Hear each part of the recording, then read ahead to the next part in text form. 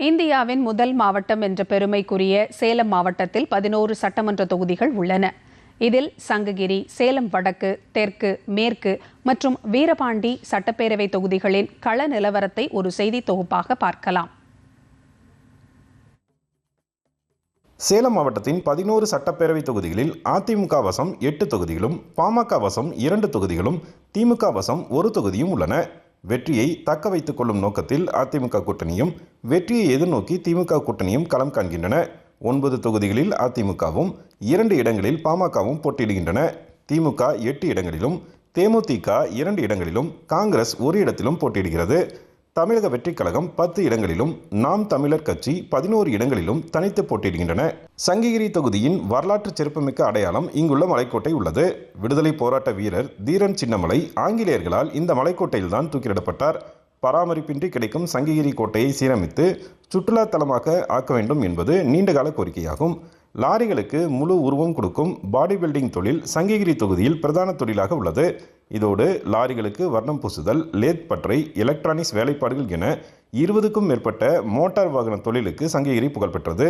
மேலும் சங்ககிரி அடுத்த பனங்காடு, பட்டறைமேடு ஆகிய பகுதிகளில் லாரி பழுது பார்க்கும் தொழில் அதிகம் நடக்கிறது.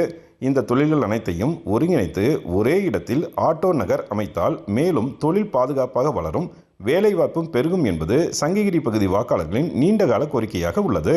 புவிசார் குறியீடு பெற்ற வெண்பட்டு உற்பத்தி நடைபெறும் பகுதியாக சேலம் தெற்கு தொகுதி உள்ளது.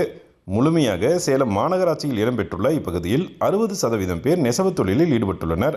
நாளுக்கு நாள் சேலம் மாநகரத்தில் பெருகிவரும் போக்குவரத்து நெருக்கடிக்கு உரிய தீர்வு காண வேண்டும். ஒருங்கிணைந்த ஜவுளி பூங்கா அமைக்கப்பட வேண்டும். 20 ஆண்டுகளுக்கும் மேலாக நடைபெற்று வரும் பாதாள சாக்கடை பணிகளை சீரமைக்க வேண்டும். சேலம் பழைய பேருந்து நிலையம் பகுதியில் உள்ள மாநகராட்சி வணிக வளாகங்களை மக்கள் பயன்பாட்டிற்கு கொண்டு வர வேண்டும். நகரின் கழிவு அடையாளமாக உள்ள திருமணி முத்தாற்றினை மீட்டெடுக்க வேண்டும் என்பது தெற்கு தொகுதி வாக்காளர்களின் எதிர்பார்ப்பாக உள்ளது. சேலம் மேற்கு தொகுதியின் எல்லையாக உள்ள செட்டிச்சாவடி பகுதியில் மாநகராட்சிக்கு சொந்தமான குப்பை கிடங்கு உள்ளது. இதனை அகற்ற அப்பகுதி மக்கள் கோரிக்கை விடுத்தும் பயனில்லாத நிலை உள்ளது.